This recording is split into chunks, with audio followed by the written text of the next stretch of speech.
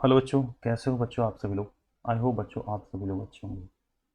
चलिए तो स्टार्ट करते हैं बच्चों। जो आज का जो हमारा टॉपिक है वो है some basic concept of chemistry, जो कि क्लास 11 का चैप्टर नंबर फर्स्ट है केमिस्ट्री का। ठीक है, तो हम क्या करेंगे बच्चों, इस चैप्टर से जितने भी हमारे एमसीक्यूज हैं वो कुछ मैं आपके लिए लेकर आया हूँ।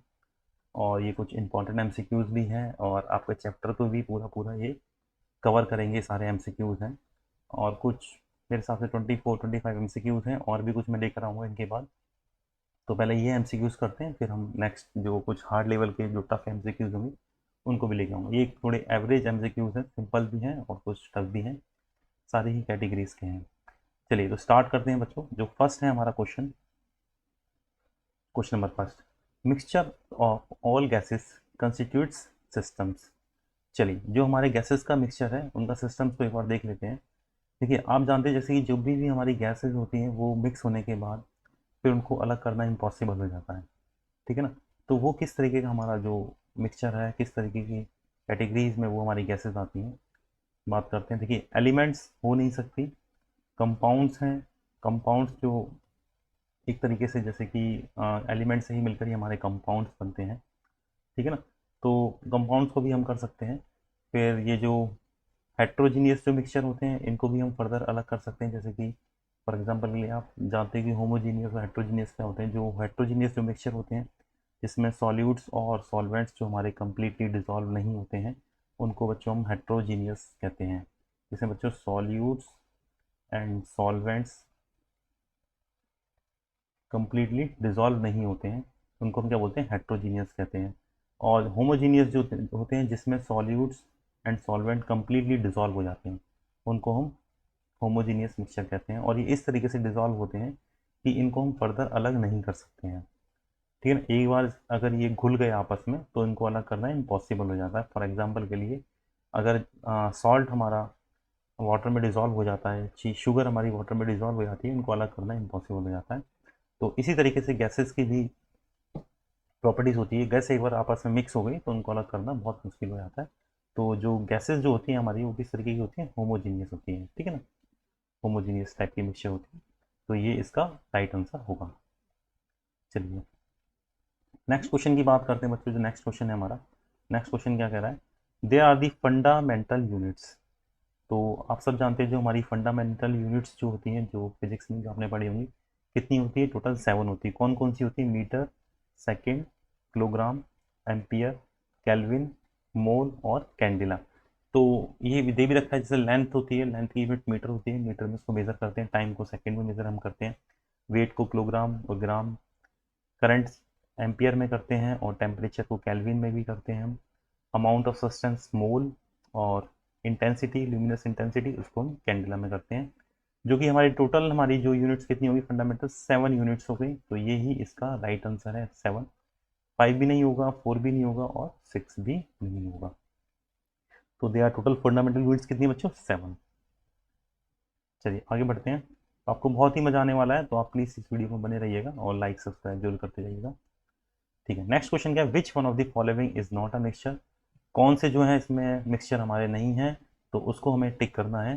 तो iodise table salts, gasoline, liquid petroleum gas जिसको हम एलपीजी भी बोलते हैं, जो कि हमारे घरों में यूज़ होती है, और डिस्टिल वाटर। तो ये एक एक करके सबके बारे में जानते हैं, फिर उसको हम अब जो हमें रिक्वायरमेंट है उसके हिसाब से हम एलिमिनेट करते जाते हैं और राइट आंसर को हम टिक करते हैं। चलिए सॉरी बच्चों, गले में थोड़ी सी दिक्कत है मेरे आज।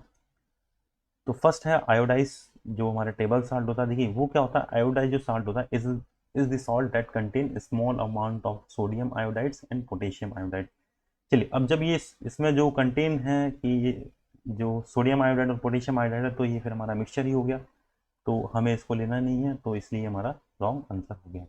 फिर गैसोलाइन की बात करते हैं। देखिए गैसोलाइन क्या होती है, gasoline is a fuel made from crude oils and other petroleum liquids. तो जब इसमें मिक्स होती हैं सारी चीज़ें तो भी हमारा क्या हो गया, मिक्सचर हो गया। और यूज़ किस मतलब, gasoline is mainly use as an engine fuel in vehicles. चलिए, तो गैसोलाइंस के बारे में ये हो गया, तो ये भी हमारा राइट आंसर नहीं है। नेक्स्ट बात करते हैं लिक्विफाइड पेट्रोलियम गैस, जिसको मैंने आपको बताया था ये हमारी एलपीजी होती है, इज़ अ फ्लेमेबल मिक्सचर। तो चलिए मिक्सचर हो गया तो फिर होगा ही नहीं, क्योंकि हमें बात करनी है मिक्सचर की बात नहीं करनी है। Which one of the following is not a mixture, तो ये तीनों तो हमारे राइट आंसर नहीं होने हैं। तो बचा कौन सा हमारा, डिस्टिल वाटर। ठीक है ना। तो बात करते हैं, पहले एक बार एलपीजी को कंप्लीट कर लेते हैं। LPG is a flammable mixture of hydrocarbon gases such as propane and butane. तो मिक्सचर हो गया, ये दो गैसेज हो गई हमारी। LPG is used as a fuel gas in a heating appliances, cooking equipment and vehicles. तो ये दो हमारे तीनों आंसर नहीं है, बट लेकिन डेफिनेशन और इनके बारे में तो हमें जानकारी हो ही गई है। तो इससे हमारे और भी ज़्यादा एमसीक्यूज तैयार हो जाते हैं इन सब तरीके से। तो नेक्स्ट है हमारा डिस्टिल वाटर। डिस्टिल वाटर हमारा एक प्योर होता है। Distil water is a type of purified water. इसके बारे में आप पढ़ लेते हैं हम। Distil water is that has been boiled into vapour and condense back into liquid in separated container. Impurity in the original water that do not boil below or near the boiling points of water remain in the original container. Thus, distilled water is the type of the purified water. तो distil water हमारा क्या होता है, pure होता है और इसमें कोई भी मिक्स नहीं होता है, इसलिए इसका राइट आंसर क्या हो गया हमारा, डिस्टिल वाटर हो गया। चलिए नेक्स्ट क्वेश्चन क्या है, जो आज का हमारा फोर्थ क्वेश्चन है।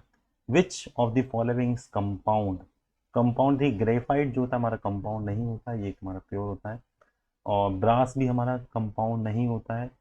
कैरेट गोल्ड तो ये भी नहीं होता है हमारा। मिल्क हमारा एक कंपाउंड होता है, क्योंकि इसमें हमारे मिक्स होते हैं चीज़ें। तो मिल्क इसका राइट आंसर हो गया। नेक्स्ट कौन सा है बच्चों, substance which can not be decompose into different substance by chemical process are called element. जो एलिमेंट होता है उसको हम which can not be decompose into different substance by chemical process. तो ये इसका राइट आंसर क्या होगा, एटम सॉरी एलिमेंट्स। एटम्स को हम डिकम्पोज कर सकते हैं, मॉलिक्यूल भी हो सकता है, कंपाउंड भी हो सकता है, बट एलिमेंट हमारा नहीं होता है। राइट आंसर इसका एलिमेंट हो गया। चलिए नेक्स्ट जो बच्चों हमारा है, the phlogiston theory was suggested for. दो जो हमारी फ्लोगिस्टन थ्योरी होती है वो सजेस्टेड किस लिए होती है, क्या है उसके बारे में हम बात करते हैं। इसका राइट आंसर क्या होगा, कंबस्टन रिएक्शंस होगा। क्यों होगा इसकी बात कर दी। कंबस्टन माने क्या होता है, दहन, हिंदी में बात करते हैं इसकी दहन होता है, यानी कि जलना। तो ऐसे एलिमेंट जो लाइक करते हैं इसको, फायर को, उसी को हम क्या बोलते हैं, फ्लोगिस्टन्स बोलते हैं। और ऑक्सीडेशन का होगा नहीं, रिडक्शन होगा नहीं, क्योंकि सारी चीज़ में नहीं होती, कंबस्टन्स होता है, यही इसकी रिएक्शंस है।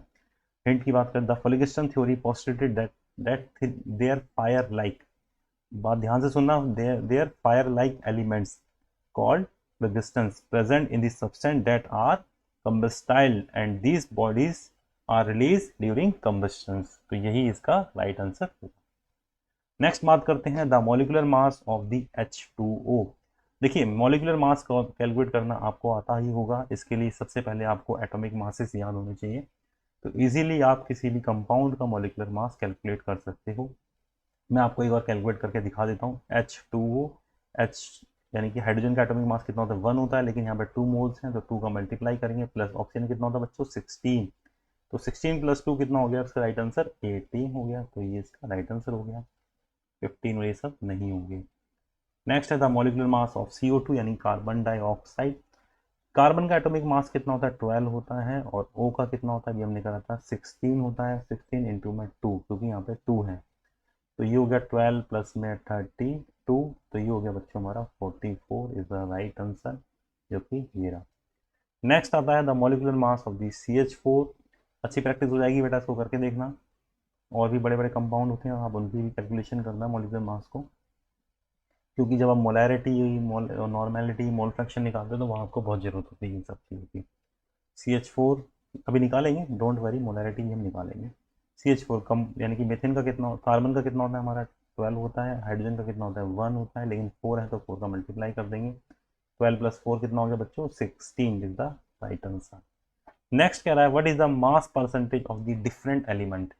डिफरेंट एलिमेंट्स इन कौन कौन सा, सोडियम, सल्फर एंड ऑक्सीजन, जो कि प्रेजेंट है हमारे किसमें, सोडियम सल्फेट में, ये सारे प्रेजेंट है। और इनका मास परसेंटेज मुझे कैलकुलेट करना है। सोडियम सल्फेट का फॉर्मूला क्या हो रहा है, Na2SO4। देखिए सिंपल प्रोसेस होता है, मैं आपको कैलकुलेट करके बता देता हूँ किस तरीके से आप उसको कैलकुलेट करोगे। सबसे पहले क्या है, आपको Na2SO4 का मॉलिकुलर मास कैलकुलेट करना है, जैसे कि अभी हम इससे पहले के क्वेश्चन में हमने कैलकुलेट करा था। तो Na2SO4 का मास कैलकुलेट करिए। देखिए सोडियम का यानी कि Na2SO4, सोडियम का कितना होता है बच्चों हमारा, इसका 23 होता है, तो इंटू में 2 हो जाएगा क्योंकि 2 है, प्लस में सल्फर का 16 होता है, यानी कि 32 हो जाएगा सल्फर का टोटल। और ऑ का कितना होता है, ऑक्सीजन यानी कि इसका 16 होता है, 16 इंटू में 4 हो जाएगा। टोटल कर दो, ये हो जाएगा 46, प्लस में ये कितना हो जाएगा 32, प्लस में ये कितना होगा 64, प्लस करो 6 4 10 11 एंड 12, ये 2 हो गया, 1 कैरी हो गया, 1 क्यों हो गया भाई, 6 4 10 10 और हाँ 10 प्लस 12 का 2, 1 कैरी, 1 कैरी हो गया, और 4 और 6 10 11 11 3 14, 142 यानी 142 इसका मॉलिकुलर वेट आ गया Na2SO4 का। एक एक करके सबका निकालते हैं हम। सबसे पहले आपको करना क्या है, मैं यहाँ लिख देता हूँ।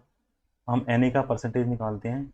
तो निकालना कैसे, टोटल मॉलिकुलर मास लिखिए 142, Na हमारा यहाँ पर है कितना 46 है, ये वाला पार्ट मेरा Na का होगा, तो 46 हो गया, इनटू में क्या आएगा बच्चों 100 आएगा, क्योंकि हम परसेंटेज कैलकुलेट कर रहे हैं।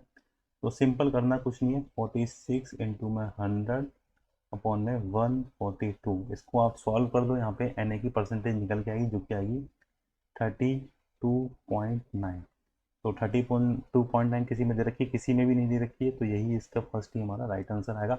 इसी तरीके से आप सोडियम की सल्फर की निकाल लोगे, तो सल्फर का कितना है 32 है, तो 32 को आप ऊपर रखना, नीचे टोटल आ जाएगा 142 इंटू में क्या आ जाएगा 100 आ जाएगा, तो आपका ये निकल जाएगा 22.5। तो इस तरीके से हम सबकी मास परसेंटेज कैलकुलेट कर सकते हैं। ठीक है, तो नेक्स्ट क्वेश्चन आता है, तो determine the empirical formula of an oxides of iron which has 69.9% iron and 30.1% dioxygen. तो ये है हमें इसका मॉलिकुलर एम्पेरिकल फॉर्मूला कैलकुलेट करना है। देखिए एम्पेरिकल फॉर्मूला कैलकुलेट करने के लिए प्रोसेस होता है, वो कि मैंने आपके सामने एक स्क्रीनशॉट दे रखा है। इसके बिहाफ पर आप किसी भी कंपाउंड का एम्पेरिकल फॉर्मूला कैलकुलेट कर सकते हो उसके परसेंटेज बेसिस पर। चलिए बात करते हैं, हमें एलिमेंट कौन कौन दे रखा है, एक तो बेटा आयरन दे रखा है और दूसरा ऑक्सीजन दे रखा है, ठीक है ना। ये रहा आयरन हो गया और ये ऑक्सीजन हो गया। तो आयरन यानी कि Fe हो गया इसका सिंबल, ऑक्सीजन का हो गया। परसेंटेज आयरन का कितना दे रखा है 69.9 ये रखा जो कि, और 30.1 ऑक्सीजन का दे रखा है, ठीक है। इसका एटॉमिक मास आयरन का होता है 55.85, ये होता है 16 ऑक्सीजन का होता है। तो इतना हमने कुछ नहीं करा, जो कि हमारी इंफॉर्मेशन वही हमने यहाँ लिखी है, कुछ दी हुई है, कुछ हमने एडिशनल लिखी है। अब यहाँ सबसे पहले हम इसके मोल्स निकालेंगे। तो मोल्स निकालने का फॉर्मूला होता है गिवन मास अपॉन में मॉलिकुलर मास। किसी भी कंपाउंड या एलिमेंट का अगर हमें मोल्स निकालना है, तो सबसे पहले उसका गिवन मास अपॉन में मॉलिकुलर मास। तो गिवन मास मुझे कितना दे रखा है 69.9 दे रखा है, इसी को मास मानेंगे, मॉलिकुलर मास हमारा कितना 55.85। जब इसको हम फर्दर इसको सॉल्व करेंगे तो 1.25 हमारा निकल के आएगा। इसी तरीके से हम ऑक्सीजन का निकालेंगे, ऑक्सीजन का जो मैं given mass upon molecular mass 30.1 इसका हो गया हमारा मास, और इसका जो मॉलिक्यूलर मास हो गया हमारा एटॉमिक मास 16 हो। इसको जब हम सॉल्व करेंगे तो हमारा ये आएगा 1.88, ठीक है ना। अब इनके हम निकालेंगे नेक्स्ट में simplest molar ratio. Simplest molar ratio में क्या करते हैं, जो सबसे स्मॉलेस्ट हमारा मोल्स निकल के आता है, सबसे स्मॉलेस्ट जो मोल निकल के आता है उसी को हम डिवाइड कर देते हैं, जो बाकी हमारे मोल्स निकल के आते हैं। अब इन दोनों के जो जो हमने मोल निकाले थे, इसमें से सबसे छोटा जो मोल निकल के आया था 1.25 आया था। इस 1.25 को नेक्स्ट स्टेप में दोनों से ही डिवाइड कर देंगे, देख सकते हैं आप, ये हमने करा हुआ है यहाँ पर 1.25 1.25। जब 1.25 1.25 को डिवाइड करें तो 1 आएगा, यहाँ पर हम करेंगे तो 1.5 आएगा। अब ये पॉइंट में आ रहा है तो उसको हमें एक सिंपलेस्ट नंबर में लेके आना पड़ेगा, तो उसके लिए हम क्या करते हैं, इन दोनों में हम 2 का मल्टीप्लाई कर देते हैं, हमारा एक सिंपल नंबर में कन्वर्ट हो जाएगा। तो 1 का 2 में करेंगे तो 2 आ जाएगा, यहाँ 1.5 का 2 में करेंगे तो कितना आएगा बच्चों 3 आएगा। तो ये 2 और 3 आ गए, यानी Fe के कितने मोल्स हैं हमारे 2 हैं, तो Fe2 हो जाएगा, और O के कितने हैं बच्चों 3 मोलर रेशियो में, तो O हमारा 3 हो जाएगा। तो ये हमारा एम्पेरिकल फॉर्मूला हमारा बन गया इस प्रोसेस से। तो ये प्रोसेस आप प्लीज़ इसको याद रखिएगा, एक बार प्रैक्टिस करके देखिएगा तो आपको समझ में आ जाएगा। चलिए आगे बढ़ते हैं। What is the significant number of this number. देखिए 0.000345 का सिग्निफिकेंट नंबर क्या होगा। इसके देखिए कुछ रूल्स होते हैं, 5 to 6 रूल होते हैं, उन रूल्स के बेसिस पर ही हम सिग्निफिकेंट नंबर को डिसाइड करते हैं। सबसे फर्स्ट इस यानी इस फिगर के हिसाब से रूल्स हमारा क्या कहता है, वो ये कहता है अगर जो नॉन जीरो डिजिट्स है, फर्स्ट नॉन जीरो डिजिट्स के पहले अगर जीरो आती है उसको हम काउंट नहीं करते हैं। तो first non zero zero digits मेरी 3 होगी, इससे पहले जितनी भी जीरो आएंगे 1 2 इनको हम काउंट नहीं करेंगे, और इसके बाद जितनी जाएंगी उन सबको हम काउंट करेंगे। तो 3 4 5 हम काउंट करेंगे, तो टोटल नंबर हमारे कितने हो गए 3। 3 इज सिग्निफिकेंट नंबर हो गया इस पूरे डिजिट्स का, उस पूरे फिगर का। चलिए नेक्स्ट आता है, what is the significant number of this figure. इस फिगर का देखिए सिग्निफिकेंट नंबर क्या हो जाएगा, 450000, यानी इस टाइप का अगर नंबर है, यानी कि 4500 5000 100 600, तो ये जीरो जो है हम काउंट नहीं करते, इसमें केवल नॉन जीरो डिजिट्स को ही काउंट करते हैं। इस नंबर में हमारी नॉन जीरो डिजिट्स कितनी है 45, तो ये इसका सिग्निफिकेंट नंबर कितना हो गया 2, क्योंकि 2 नंबर है हमारे यहाँ पे नॉन जीरो डिजिट, तो यही हमारा हो गया सिग्निफिकेंट नंबर। ठीक है, तो ये रूल्स हैं, और भी कुछ रूल्स हैं, आप एक बार देख लीजिएगा बुक में, या मेरा जो प्रीवियस लेक्चर है वीडियो है उसको आप देख लीजिएगा। अगर आपको नहीं समझ में आ रहा है तो कमेंट सेक्शन में डालिए, मैं आपको वीडियो भेजूंगा। ठीक है, नेक्स्ट क्वेश्चन क्या कह रहा है, a measure temperature of Fahrenheit scale, कितना देखा भाई 200 F, what will be this reading will be on Celsius scale. तो बताना बच्चों ये सेल्सियस में क्या होगा, तो कैसे करेंगे। तो सिंपल सा होता है, हमारा क्या होता है भाई, एक फॉर्मूला होता है जो फ़ारेनहाइट्स को डिग्री सेल्सियस में कन्वर्ट करता है, तो आई थिंक वो होता है हमारा, ये होता है बच्चों के, यानी कि Fahrenheit degree is equal to होता है 9/5, ये होता है क्या डिग्री सेल्सियस प्लस में 32, आई थिंक यही होता है। चलिए चेक करते हैं, तो राइट आंसर आ गया तो यही होता है, नहीं तो फिर कहीं गड़बड़ है। मेरे हिसाब से यही होता है, मुझे याद नहीं आ रहा, चल एक बार देख लेना फिर भी। तो 200 मैंने यहाँ पे लिख दिया क्योंकि मुझे दे रखी है वैल्यू, 9/5 इंटू में डिग्री सेल्सियस प्लस में 32, 32 उधर जाएगा तो ये माइनस होगा, नहीं कुछ गड़बड़ कर रहे हैं हम, एक मिनट रुकिए मुझे क्रॉस चेक करने दीजिए, इसका क्या होता है भाई। हम्म,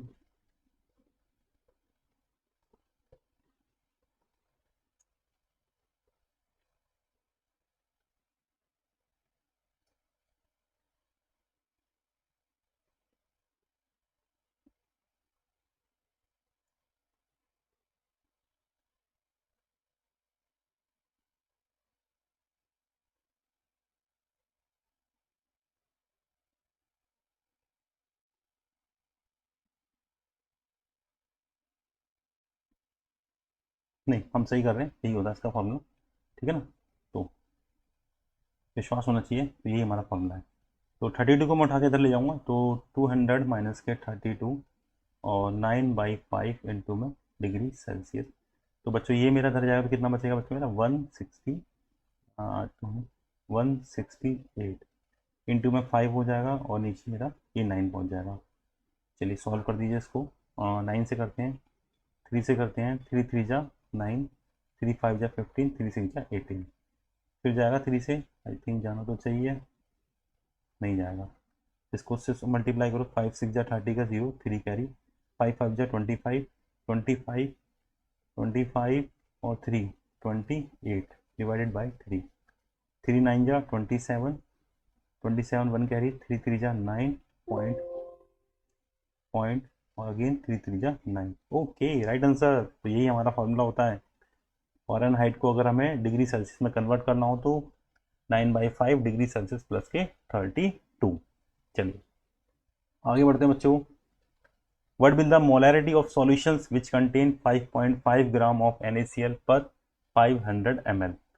तो बच्चों इसकी मुझे मोलैरिटी निकालनी है जिसमें मुझे 5.85 ग्राम NaCl दे रखा है पर 500 ml सोल्यूशन। तो मोलैरिटी का फॉर्मूला क्या होता है, इसको हम कैपिटल एम से डिनोट करते हैं बच्चों, क्या होता है moles of solutes upon volume of solution. अगर लीटर में है तो कोई बात नहीं, अगर एमएल में दे रखा है तो सीधा 1000 का मल्टीप्लाई कर दो। तो मोल्स हमें दे रखे हैं, निकालने पड़ेंगे, मोल्स दे नहीं रखे हैं। गिवन मास दे रखा है सॉल्यूट्स का कितना 5.85, तो सबसे पहले NaCl के हम क्या निकाल लेंगे बच्चों, मोलर मास, इसका 23 होता है, 23 प्लस में 35 कितना हो गया, क्लोरीन का एटॉमिक 35 होता है, 5 और 3 8 और ये 58 इसका मोलर मास आ गया NaCl का।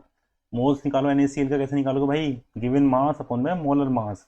मोल्स निकालने का एक फॉर्मूला होता है, याद रखना किसी के भी में मोल्स निकालने हो तो गिवन मास अपॉन में मोलर मास। तो ये हमारा मोल्स निकालने का फॉर्मूला होता है। तो गिवन मास कितना रखा बच्चों मुझे? 5.85 अपॉन में 58। तो ये मुझे दे रखा है।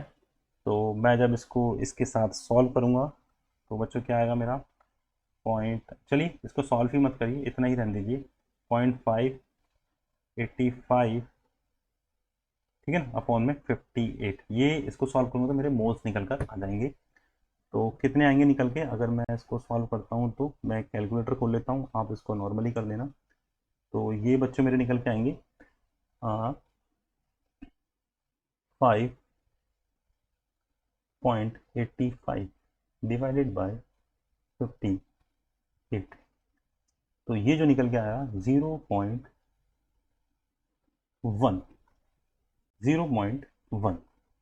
तो ये मेरे मोल्स निकल के आ गए। चलिए 0.1 मैंने ऊपर रख दिया, ठीक है ना, मोल्स ऑफ सॉल्यूट्स में। अपन वॉल्यूम ऑफ सॉल्यूशन कितना रखा बच्चों मुझे? 500 इंटू में, अब देखिए 1000 कर देंगे क्योंकि ये ml में है। तो जब मैं इसको करूँगा तो ये मेरा 2 जीरो से 2 जीरो कट गया है, और इस पॉइंट को अगर मैं हटाऊंगा तो मेरी 1 जीरो और नीचे बढ़ जाएगी। तो ये हो जाएगा मेरा, चलिए सॉल्व कर दें, 5 टू 10 कर देते हैं डायरेक्ट। तो 0.1 इंटू में अगर मैं 2 करूँगा तो कितना निकल आएगा बच्चों मेरा? 0.2। तो ये मेरा इसका आंसर आ गया है, 0.2 मोल प्रति लीटर। तो फॉर्मूला आपको याद रखना है, given mass upon molar mass, moles निकालने के लिए होता है। और मोलैरिटी का फॉर्मूला होता है moles of solutes upon volume of solution. अगर लीटर में है तो कोई बात नहीं, ml में तो सीधा 1000 का हम मल्टीप्लाई कर देते हैं। नेक्स्ट है, इफ 500 ml ऑफ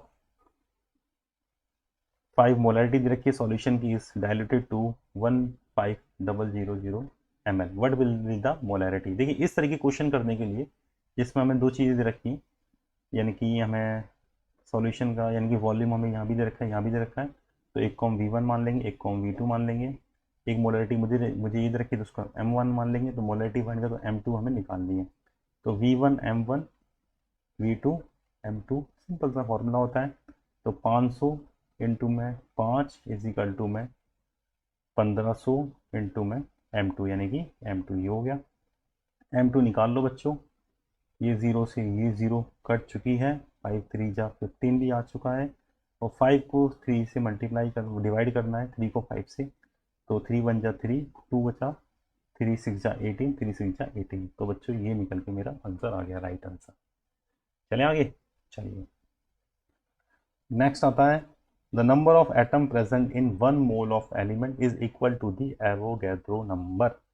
यानी कि जो 1 mole number of atom present, यानी कि number of atom present in the 1 mole elements, नहीं एक एलिमेंट्स के जो मोल में जो नंबर ऑफ एटम प्रेजेंट है वो किसके बच्चों इक्वल है? Avogadro number. क्या होता है भाई एवोगैड्रो नंबर? 6.022 इंटू 10 टू की पावर 23, ठीक है। तो which of the following element contain greatest number of atom? सबसे ज्यादा एटम किसमें है? तो जिसके पास सबसे ज्यादा एटम होंगे वही राइट आंसर होगा। तो निकालेंगे कैसे भाई? Given mass upon molar mass. तो मोल्स निकाल लो, क्योंकि 1 मोल में प्रेजेंट हो रहे हैं ना, तो 1 मोल बराबर इजिकल टू एवोगैड्रो नंबर, इसके बराबर होगा। 2 मोल इजिकल टू 2 का मल्टीप्लाई कर दो, 3 मोल इजिकल टू 3 का मल्टीप्लाई कर दो। तो हीलियम के मोल्स निकालो, गिवन मास 4 ग्राम दे रखा है, मोलिकुलर मास कितना होता है? 4 होता है। तो भाई एटॉमिक मास 4 ही तो होता है। तो 4/4 करेंगे तो 1 आ गया, यानी कि 1 इतने इसके बराबर, तो इतने हमारे एटम प्रेजेंट हैं क्योंकि 1 मोल है। सोडियम का निकाल लो, 23 होता है, 46/23, 23 दूनी 46, या 2 आ गया, यानी कि 2 का मल्टीप्लाई हो जाएगा। तो सोडियम में ज़्यादा है Na से, Na में ज़्यादा है हीलियम से। इसका निकालो पोटेशियम का, तो 0.40 मास दे रखा है, नीचे 40 आ गया, ये 0 से 0 करके ये तो पॉइंटों में ही आएगा, तो ये तो और भी कम है। इसका निकालो हीलियम का, अगेन 12 ग्राम दे रखा है, और ये हो गया इसका मोलर मास, 4 3 जा 12, यानी कि 3 इसके मोल्स आ गए। तो हीलियम का मेरा बच्चों उसमें सबसे ज़्यादा है। तो helium is the right answer, बाकी सब नहीं होंगे, ठीक है। चलिए नेक्स्ट क्वेश्चन आता है, 18 क्वेश्चन है हमारा। If the concentration of the glucose, इसके ग्लूकोज का फॉर्मूला क्या होता है, C6H12O6 इन द ब्लड कितनी है, 0.9 ग्राम लीटर।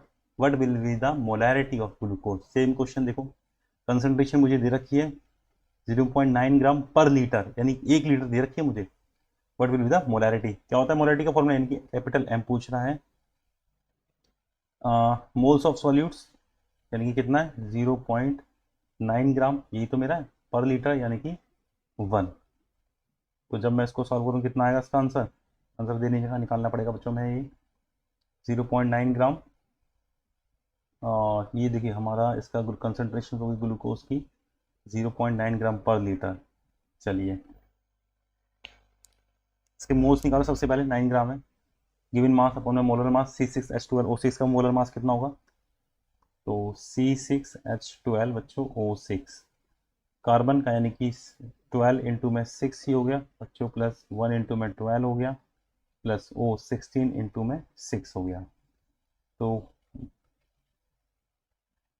72 ये हो गया, प्लस में 12 हो गया, ये 96 ये हो गया।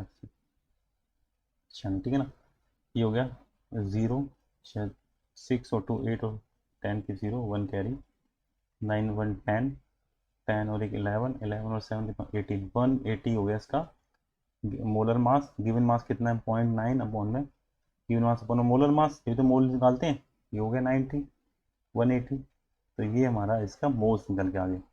तो बस इसको ऐसे की ऐसे पुट कर दो, फिर डायरेक्ट हम इकट्ठा एक साथ कैलकुलेट कर देंगे। 0.9 अपॉन में 180 ये हो गया मोल्स पर लीटर यानी कि 1, तो लीटर में इसको लीटर में छोड़ दो, ml करने की जरूरत नहीं है। तो इसको सिंपल से सॉल्व करना पड़ेगा सबसे पहले हमें, तो मैं कैलकुलेट से करता हूँ, आप इसको नॉर्मली कर देना। तो ये बच्चे हो जाएगा हमारा 0.9 डिवाइडेड बाय 180, तो ये मेरा जो राइट आंसर आ रहा है इसको जब बच्चों मैं इसके साथ सॉल्व करूंगा तो ये आ रहा है 0.005 कैपिटल M, तो ये मेरा इसका राइट आंसर क्या होगा C। चलिए आगे बढ़े। अब नेक्स्ट क्वेश्चन कह रहा है what will be the molality, बच्चों ये मोलैलिटी कह रहा है, वो मोलैलिटी कहता है, मोलैलिटी में स्मॉल m आता है, मोलैलिटी में कैपिटल M आता है। Contain 18.25 gram of HCl। चलिए सबसे पहले HCl की मोल्स निकाल लो, इसका फॉर्मूला अलग होता है याद रखना, moles of solutes upon S value T, mass of solvent. ठीक है बच्चों, तो इसके मोल्स निकालो, HCl 1 हो गया, प्लस में 35 हो 36 इसका मोलर मास आ गया, तो 18.25 ग्राम अपॉन 36 डायरेक्ट पुट कर देते हैं, अपॉन में क्या हो जाएगा mass of solvent 500 gram, into में क्या कर दो 1000 का मल्टीप्लाई कर दो, ये इसके नीचे 1 मान लो, दूर वाले का दूर से, वही हाँ पास वाले का 5 से, तो बस 18.25 इंटू में 1000, क्योंकि ग्राम में है ना, किलोग्राम में चाहिए होता है मेरे नीचे, 36 इंटू में 500 भाई, ये गया ये गया ये गया, ये इससे गया 2 बार, इससे गया 18 बार, ये इससे गया 1 बार, 1 पॉइंट कुछ आएगा तो यही है 1 पॉइंट M वाला, मोलरिटी हमें निकाल ली ना, ये तो कैपिटल M तो होगा ही नहीं, होगा 0.1 भी होगा नहीं, तो ये इसका राइट आंसर हो गया, 0.1 कुछ करके आएगा, ठीक है ना, तो ये इसका राइट आंसर। नेक्स्ट आते हैं हम, कैपिटल M क्यों नहीं हुआ, क्योंकि कैपिटल हमें शो कर रहा है मोलैरिटी, हमें निकालनी क्या मोलैरिटी यानी कि स्मॉल m, ये तो वैसे भी नहीं होगा, किसी भी कीमत पे नहीं होने वाला, इन दोनों में से होगा, तो ये तो 0.1 में होगा ही नहीं, 1 तो हमारा वैसे ही निकल के आ गया, कुछ 1 आया 1.12 करके कुछ आएगा, तो आंसर 1 मान लेंगे अप्रॉक्स में। The highest temperature among the following is, ये आपके लिए होमवर्क है, ये आपको खुद से करना है, इसमें सबसे ज़्यादा टेम्परेचर किसको होगा आपको उसको सॉल्व कर देना है, ठीक है ना। फिर आ रहा है नेक्स्ट ड्यूटेरियम,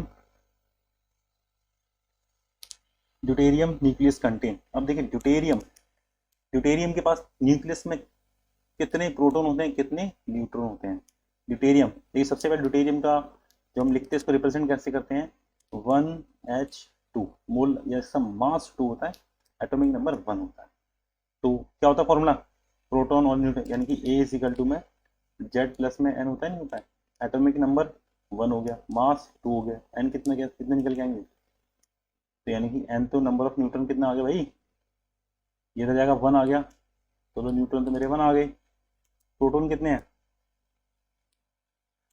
जितना उसका एटॉमिक नंबर उतने उसके प्रोटॉन, नंबर ऑफ प्रोटॉन भी 1 हो गया। तो चलो ये तो हो गया ड्यूटेरियम में, ये तो निकल के आ रहा है, न्यूट्रॉन भी 1 आ रहा है, प्रोटॉन भी 1 आ रहा है। 2 प्रोटॉन हो नहीं सकते हैं, एलिमिनेट कर दो, नहीं होगा भाई, प्रोटॉन तो नहीं होगा जितना उसका एटॉमिक नंबर, तो ये तो होना नहीं है न्यूट्रल स्टेट में, यहाँ भी ये भी नहीं हो सकता, और ठीक है नहीं ये भी नहीं हो सकता, इलेक्ट्रॉन तो 2 हो गए जब,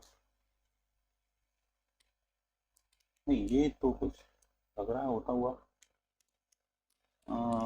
एक प्रोटॉन एक इलेक्ट्रॉन, न्यूक्लियस की बात कर रहा है ना, तो एक प्रोटॉन हो गया, एक न्यूक्लियस में क्या हो गया थोड़ा सा, एक मिनट रुको। ड्यूटेरियम इन न्यूक्लियस कंटेन, ड्यूटेरियम के न्यूक्लियस में क्या होगा, न्यूक्लियस में हमारा क्या होता है, प्रोटॉन होता है, तो ठीक है, तो यही होगा बेटा, इलेक्ट्रॉन थोड़ा ना हुआ, ये है 1p प्लस में 1n, न्यूक्लियस तो उसके शेल में होता है, इलेक्ट्रॉन तो सॉरी ये तो नहीं होगा किसी भी करते, ये होगा। फिर for which of the following species Bohr's theory is not applicable. देखिए बोहर्स थ्योरी का सबसे फंडा क्या होता है कि बोहर्स थ्योरी होती है वो हाइड्रोजन जैसे सिस्टम के लिए वैलिड होती है, यानी कि हाइड्रोजन जिसके पास ही 1 इलेक्ट्रॉन होते हैं और 1 इसके पास 1 इलेक्ट्रॉन होते हैं, उसके लिए बोहर्स थ्योरी एप्लीकेबल होती है। अब देखो 1 इलेक्ट्रॉन इसमें किस किस के पास है, इज नॉट एप्लीकेबल किसके लिए नहीं है, वो निकालना पड़ेगा, जिसके पास एक से ज़्यादा हो गया वो उसके पास नहीं है। बेरिलियम, लिथियम बेरिलियम, देखिए लिथियम की सबसे पहले बेरिलियम से स्टार्ट करते हैं, हाइड्रोजन, हाइड्रोजन का नंबर एटॉमिक नंबर 1 होता है, हीलियम का 2 हो गया, लिथियम का 3 हो गया, बेरिलियम कितना होता है 4 हो गया, यानी कि देखिए अब ये Be+3 है ना, यानी कि इसने 3 इलेक्ट्रॉन को डोनेट कर दिया किसी को, बचा कितना एक, यानी कि एक इलेक्ट्रॉन इसके पास है, तो इसके पास बोहर्स थ्योरी इसके ऊपर एप्लीकेबल होगी। मैंने आपको बात इसके जिसकी भी शेल में एक इलेक्ट्रॉन है उसके ऊपर बोहर्स थ्योरी एप्लीकेबल है, तो उसके पास एक इलेक्ट्रॉन बचा बेरिलियम के पास, तो उसके ऊपर एप्लीकेबल है। चलिए लिथियम की बात करते हैं, लिथियम का एटॉमिक नंबर मेरा 3 होता है, लेकिन इसने अपने 2 इलेक्ट्रॉन को डोनेट कर दिया, +2 है, तो एक इलेक्ट्रॉन बचा तो इसके ऊपर भी है। हाइड्रोजन के पास तो एक है न्यूट्रल स्टेट में, तो बिल्कुल होगी। He+2, हीलियम का एटॉमिक नंबर 2 होता है, 2 ये डोनेट करके आ चुका है, तो उसके पास 0 बचा, तो इसके ऊपर नहीं होगी, तो helium is the right answer. ठीक है 23 पा जाओ, which of the following contain both covalent and ionic bond. देखिए जो दोनों ही कोवलेंट और आयनिक बॉन्ड दोनों ही कंटेन करता है वो कौन कौन सा है, H2O, CaCl2, CCl4, NH4। देखिए NH4 is Cl is the right answer, आप देख लेना, जो NH4 Cl होता है वो दोनों ही प्रॉपर्टी शो करता है, आयोनिक की और कोवलेंट की भी, ठीक है ना। तो NH4 and Cl in 3 covalent bond are formed between the N and the there are 3 H atoms। चलिए तो बच्चों 23 क्वेश्चन हमने कर लिए हैं इस वीडियो के माध्यम से, तो ठीक है बच्चों 23 क्वेश्चन हमने इस वीडियो के माध्यम से कर लिए हैं, तो मैं आपसे रिक्वेस्ट करूंगा लाइक सब्सक्राइब जरूर कर दीजिएगा और चैनल को ज़्यादा से ज़्यादा शेयर करिए, ताकि मैं और वीडियो लेकर आऊँ, ठीक है ना, और वीडियो क्यों लेकर आऊँ, क्योंकि आप लोग देखोगे तो मुझे लगेगा कि आप लोग लाइक करोगे पसंद करोगे, तो इसलिए मैं और वीडियो लेकर आऊँगा, ठीक है। तो मैं आपसे रिक्वेस्ट करूँगा अपने फ्रेंड्स को शेयर करिए, ठीक है। Okay bye, good night, thank you.